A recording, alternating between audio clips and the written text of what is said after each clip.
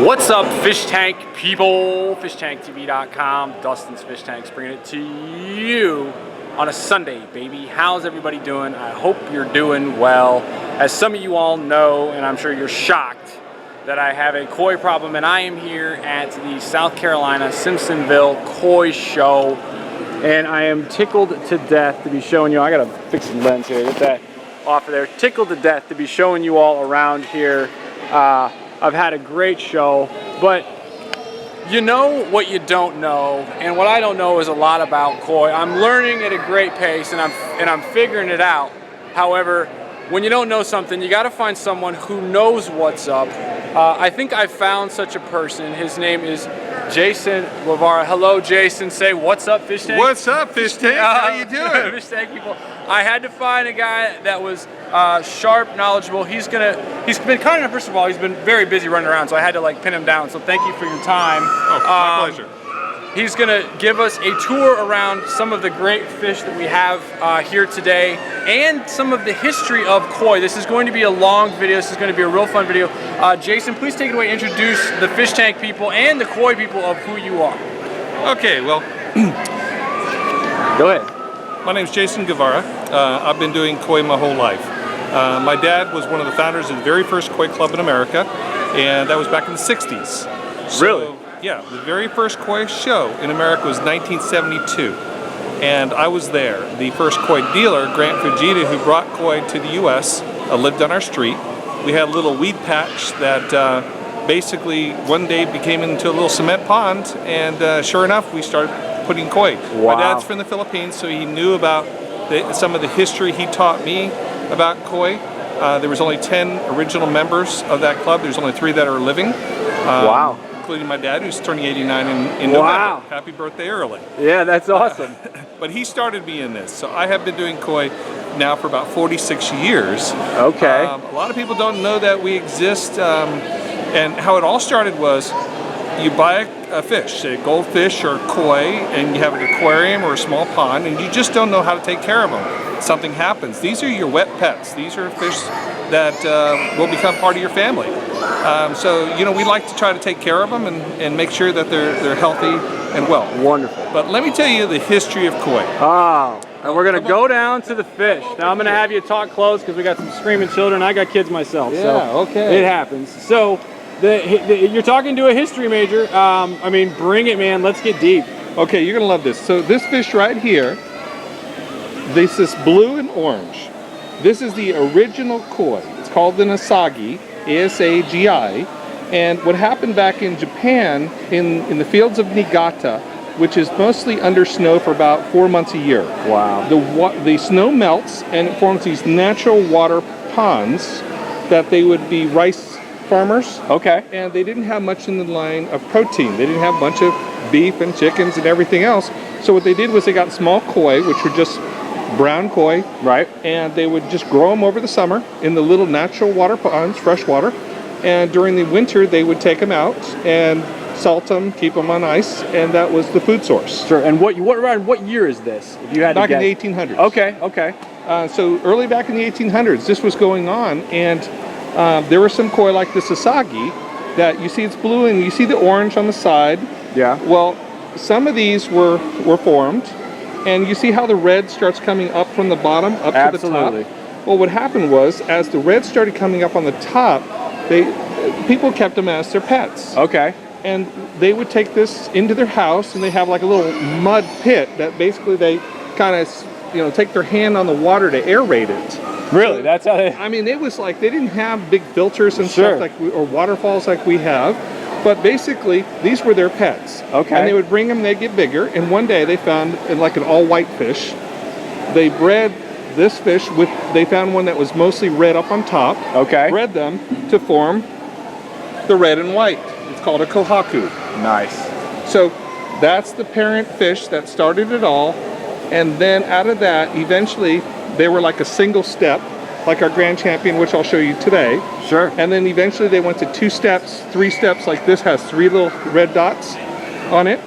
And so this fish is called a kohaku. Okay. So this is the turn of the century. And They actually. This is 1800, 19. Yeah, Okay. 1800, 1900. Okay. So what they did was the people that had this beautiful kohaku All right. went to the emperor where they had these Zen gardens. Oh, this is it. Bring it. So then when they went to the Zen gardens, they awarded the emperor for your water gardens a koi. Wow. These were known as, for health, for good luck. And you see these koi socks, actually look up there. See the koi socks? Yeah, in Japan, absolutely. when you're born, you might get a blue one or a pink one. Really? So, like we have balloons for babies Absolutely. and stuff. Well, in Japan they did koi socks. That's awesome. So we have all kinds of koi socks, for which sure. represent strength, power, elegance, good luck, harmony. And that's where this all started. Now, this family that gave them the kohaku, Right. just imagine, here you're the emperor. You give that family running water, food for life, and take care of them. Basically, they hit the lottery. Okay. So they were well taken care of. So that encouraged people to make new ones. So let's go to the next generation. Come over Okay. here. I did not know that the emperor took good care of the people that brought him great fish. That seems like a pretty good thing all around. Okay, so we're at the next generation here. The next generation was, remember, we had the red and whites. Those Right. are kohakus. Okay. Now you see these red, white with black dots? I do. They're like stepping stones, right? Uh-huh. So if you, let's look right over here. Imagine taking a red and white fish and crossbreeding it with this white with black dots. This is called a becco. Okay. It's got like the black stepping stones, and you get a Taisho Sanki. So these are Sankis, Okay. red, white with the black dots. Gotcha. And so that was the next Taisho emperor. Okay, That was like Taisho was the emperor. That's yeah, that was okay. the next emperor. Okay. And then from there, what they wanted to do, the next generation of breeding, they wanted to add some black bands that went all the way around the whole body. Now, the interesting thing is, the red and white fish are a white fish. Okay. With red and black dots. Got it. The black and white fish is a black fish. Okay. Where that one's a Shiro Utsuri. Okay. Shiro is the white in Japanese. Shiro means white, and then Utsuri is the transparent, the translucent, so you actually see down to the black. okay. So So you that's see what that means. Yeah. Okay. So imagine if you look at there's The just sign for the quickly, Showa. Yeah. That's a Showa, Emperor Showa. That was the Emperor Showa. Emperor Showa. Oh, That's the man. next one. So we Nice. went from Kohaku to Sanki to Showa. Okay. So this has been through generations, and you can see the elegance has changed from one step to two steps. Yeah, three absolutely. steps. You see how the bands have been. There's all kinds of different varieties. If you've never heard of different koi varieties, it's almost like dogs. Like if there's all kinds of different varieties of dogs. We have all different kinds of varieties here. I gotta keep rolling. So wonderful. So we've got these. So Come over here. does it get any better than this, folks? So check this out. We just went over some of the history there. We talked And about Sankis. I need people to see the size of this. This is a Hoscat, all right? This is a monster fish. Like this is not I hope the camera is doing this fish justice because it's huge. So please continue. I didn't mean to interrupt. Oh no, please. So you can see here different sizes. So the smaller ones are probably 1-year-olds, and this fish is a 3-year-old. Okay. The majority of growth is in the first 3-4 years. And this fish here is actually our reserve champion today. Ah! Basically the second best fish in the entire The show. second best fish in the entire show. And it's an amazing fish. And why is this? So as a judge, things that we're looking for is we want like the Zen garden. We want the balance that you see. If you look at this fish, not only is it elegant in its motion, but you see the 3 red steps. Yes. They're very balanced on each side. This particular variety, we're looking at how white the white is. Okay. And we're looking, and you can see the glistening shine on the side. That's called Matsunosuke Gin. That glistening? That glistening. It's not a Ginrin, this particular one. This is called Matsunosuke Gin. But this variety needs requirement of 3 black dots. You need 1 on the shoulder, 1 in the middle, and 1 in the back. Wow. So does it have the 3? Oh yeah. So it has At least 1. Yes. Okay. At least 1 in all 3. If it only had black at the back, variety-wise, it would be, It would not fit. Zen. Okay, so we're looking for the balance there. We've got the 3 reds, we've got a balance in the white, we've got the dots that are balanced, so that is Exactly. Okay. And now, judging, what we also look at is we look at the quality of each of the paint coats. Okay. So if you're looking at the red, how I like to explain this is, if you have, say, a red enamel plate, and you put red Jello on top of it, when you're looking through, you see almost three-dimensional layers. Right. And judging-wise, we're looking at the quality of the Benny, which is the red. Okay. And we're seeing how deep the colors are, because every fish is a little bit different. Nice. We're looking at the white, which is like on a painter, you look at the background, the canvas. Sure. So if the canvas is really bright white, Which we it's can going see to here. make the red and the black pop. Okay. So that's a requirement. So this fish has all the requirements. A little bit bigger, it probably would be the grand champion of the day. Got it. But now let's go back to a couple of the others here. Let's go to the other side. Bring it. Well, we can look at some of these along the way. Yeah, along the way here, we saw this tub well. Okay. And you know, they're not just red and white. What is the? Please talk about the yellow. This is a lemon hayawaki. So basically, they come in different colors. There are some that are green, yellow, blue, orange, red, black, gold, metallics, non-metallics. This is a metallic yellow and white. So you see a whole different variety. As the goshiki next to it, this here, the red looks like it's floating on top of the fish. Right. Like it's not even attached. No, that's cool. And so that's something that we look. We look at the color. This is a different type of red that we just saw on our Sanki. It is. It's a different vibrance that you see. So we look at the reticulation. You see how the scales, are kind of scalloped. So we want to see everything uniform. So when we're judging, we're looking at balance, uniformity. Sure. We look at body first. We look at Body first? Body Okay. first, which is conformation. Because if the fish does not have a good shape, it's kind of hard to hold its Gotcha. everything else. We don't want like big muscles up on top and skinny little legs. I gotcha. We want balance. Now, women always have better bodies than men. Is this true? This is true with Koi? Amen. So There's our man Art right there. What's up? that's right. So basically, Art started this koi problem for me. so when fish are young, it's hard to tell because they haven't hit puberty yet. Right. But when they become a little bit older, we start seeing their shapes. So we can judge them on shapes. We look Okay. at the skin quality also. I can look at a human and look at their skin and say, you got a good complexion, a bad complexion. Sure. I can actually, as a judge, I am a certified judge with AKJA, the American Koi Judge Association. I'm a certified judge with AKCA, American Koi Club in America, and I will be a local certified judge with ZNA, which is an international affiliation. And we're going to talk about all those at the end, about people can find out more of these. Let's keep them rolling. Again, lots of fun.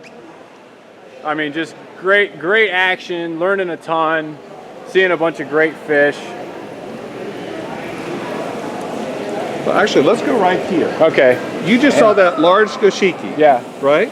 that big large one, which was the large Where the goshiki. red was just floating? By the way, that's Dustin's fish right there. I bought that. Oh, there we go. Yeah. So I just happened was to roll. yours? That one's mine. Oh yeah, it had to come with me, Sweet. man. And But you see the fish next to it? sure. That's the same type fish as we just Right. saw. And you can see how the red just kind of floats. And we're waiting for the reticulation, the netting to come Gotcha. in like the other one has. Gotcha. So that's a future fish. Okay. But let's come over here.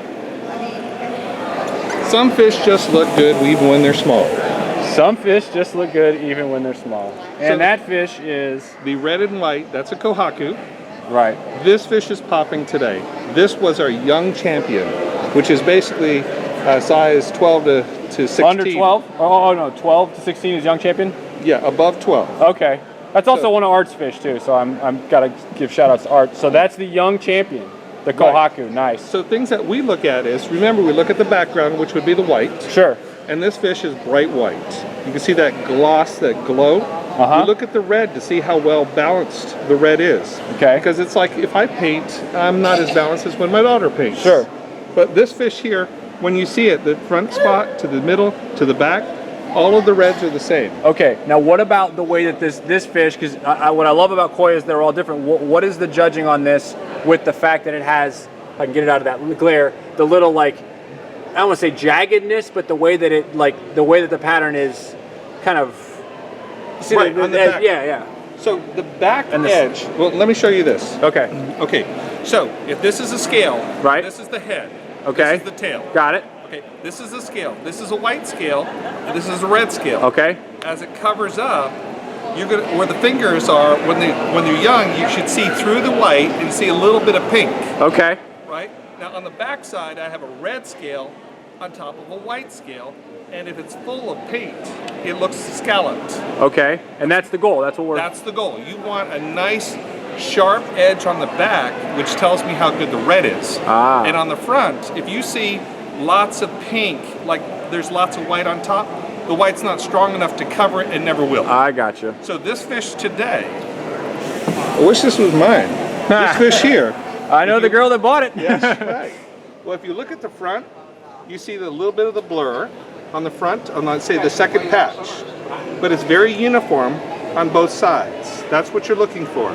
You see the little shiny gloss on the left hand, or the right hand side? Yeah. That's a little guanine, which is a little amino acid in the skin, which tells me there's good skin quality. Okay. But it's going to have a nice gloss and shine. So this is a very, very high quality kohaku. Nice. Now when this fish gets bigger, Here we go.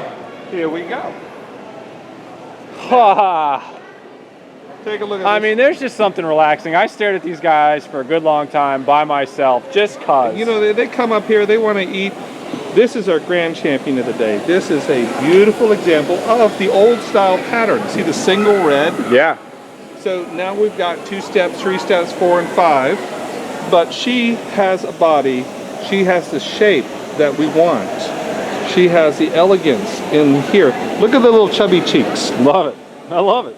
So this fish says, hello, I'm the queen, Oh man. I'm the boss. Was it even close with this? I mean, compared to that second? No, not at all. Okay. No. This fish stood out and said, I am the boss. Now, just because you're big doesn't mean, you know, You have all that. You have all that. Now, this is of that variety Right. of a kohaku.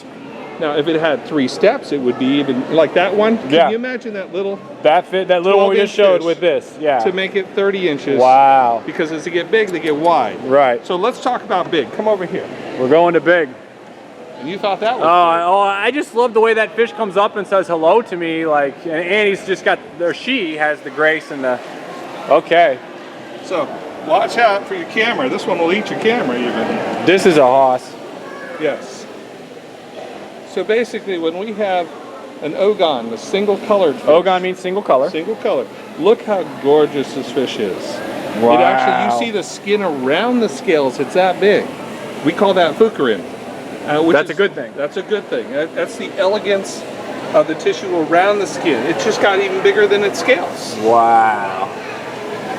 And this is the champion of This is the jumbo champion. the jumbo champion. Right. Wow. Now we see the kohaku next to it. Sure. And you can see the elegance, so the 5 steps on here. Now this fish didn't win like the other one because it doesn't quite have the same body. Right. Put those colors on the big body, Game over. game over. Wow. But that's kind of a nice introduction about what we look at Oh man. and some of the history of koi and where we're going. All right, and then where should people go to get? What are some good online resources? Where should people go to find more about all the various organizations that you're involved in? Please name drop. Let people know where to go check some stuff out to get more information. Well, the first thing is I'm actually the president of ZNA, Zen Nippon Rinkai, ZNA, Okay. Carolina. I live in North Carolina, so Okay. ZNA Carolina. We have a membership where we're going to do internet meetings, so you can live anywhere in the nation. I'm all the over world. go-to meeting with you guys on that. Right, and so we're going to do the go-to meetings. It's the first Tuesday of every month at 7:30. Okay. All you have to do is you can just message me on Facebook on ZNA Carolina. I'll link up the Facebook page, no problem. That's the easiest thing. The organization, ZNA America, you could look at that. That talks about, you know, the organization, the Zen Nippon Rinkai organization. There's a lot of local koi clubs in everyone's area. Sure. But the American Koi Judge Association, Yeah. you can go online, akja.org. Check that out. Okay. And you can learn a little bit about the bios on all of us judges. Okay. There's about 20 Check of us it out. or so. And then, of course, you know Dustin's completely hooked on koi now, so you can check out the videos linked up at the beginning of this and watch the whole evolution of the poison that I have. Jason, thank you a million for giving me the time. the knowledge, the history. Like I'm oozing here. I hope you all enjoyed that. If you like what I'm doing, subscribe. Everybody have a fabulous freaking week. Drop me a comment on what you think about this video, and tank on. Later. Thank you.